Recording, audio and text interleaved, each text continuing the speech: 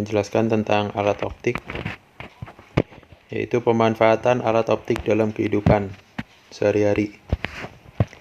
Sebagai alat pembantu manusia dalam menyelesaikan masalah-masalah tertentu yang ada pada kegiatan masalah hari-hari. Video ini dibuat oleh Christopher Vandirianto dari kelas 11 IPA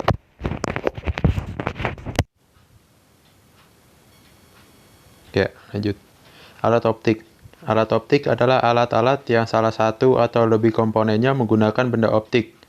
Misalnya, cermin, lensa, atau prisma. Alat optik memanfaatkan prinsip pemantulan dan atau pembiasan cahaya. Ada beberapa alat optik antara lain yaitu kamera, loupe, mikroskop, teleskop, dan lain-lain. Ya, yang selanjutnya ada cermin. Pemantulan cahaya pada cermin datar. Menggunakan hukum pemantulan pada cermin datar, yaitu yang pertama ada sinar datang akan dipantulkan dengan besar sudut pantul sama dengan sudut datang.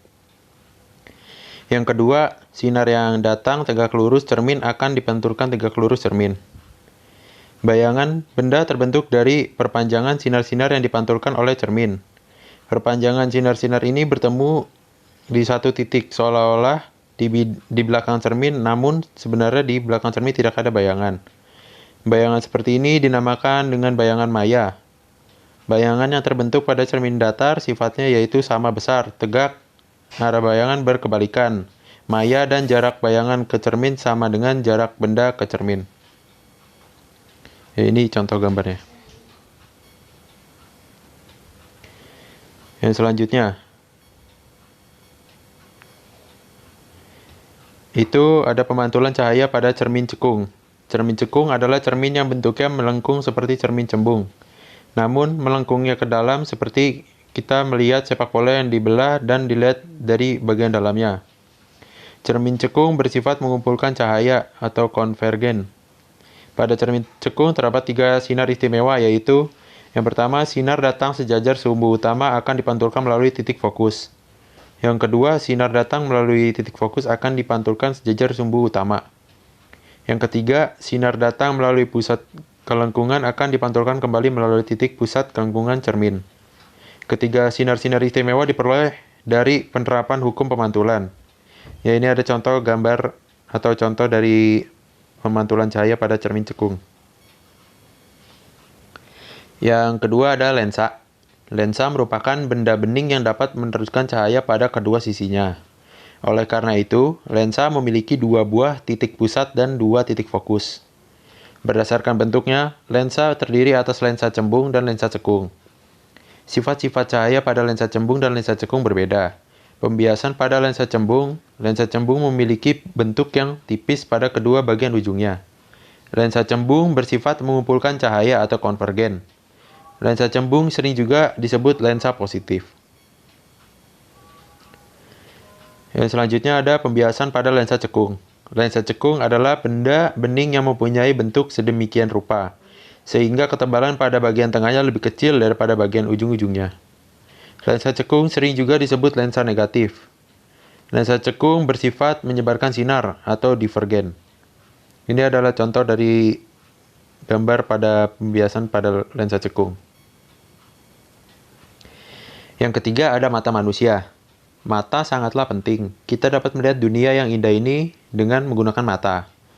Mata kita dapat melihat benda-benda tersebut karena ada cahaya. Cahaya yang datang dari suatu sumber cahaya. Cahaya matahari mengenai rumput dan bunga, kemudian dipantulkan kembali cahaya itu oleh tumbuhan tersebut ke mata kita. Mata menyampaikan informasi tentang rumput dan bunga itu ke otak, kemudian otak mengolahnya, sehingga akhirnya kita dapat melihat rumput dan bunga tersebut.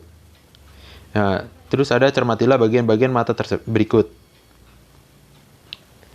Bagian depan bola mata adalah lapisan transparan yang dikenal dengan kornea.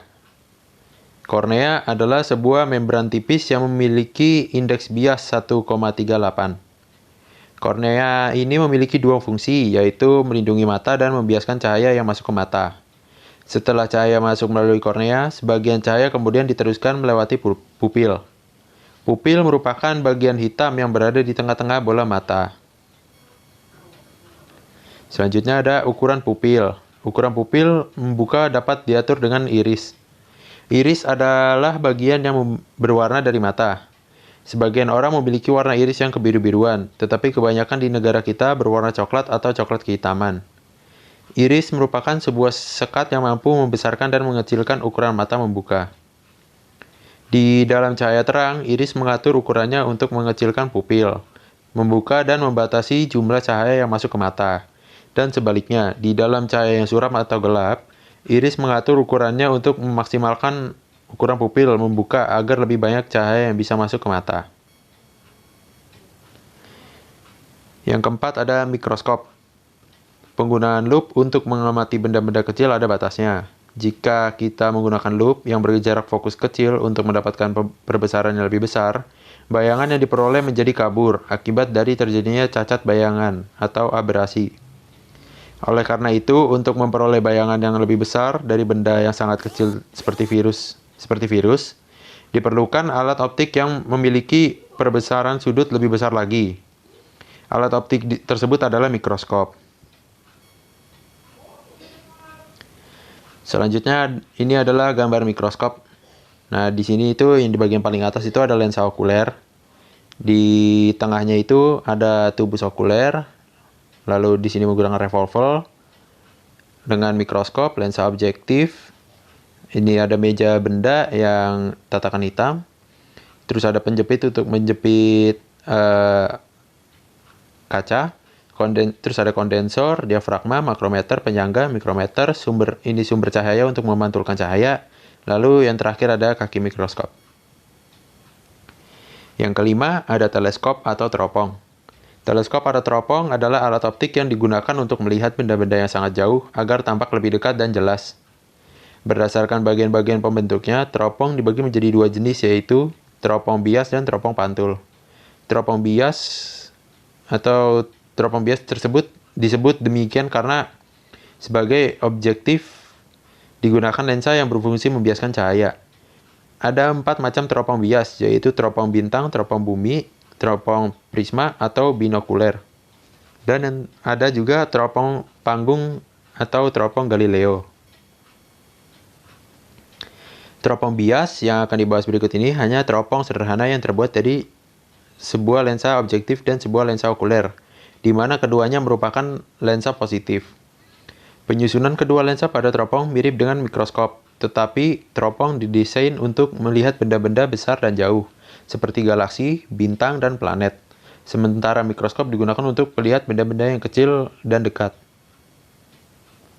Ya, sekian dari penjelasan tentang optik. Kurang lebih ya mohon maaf. Terima kasih.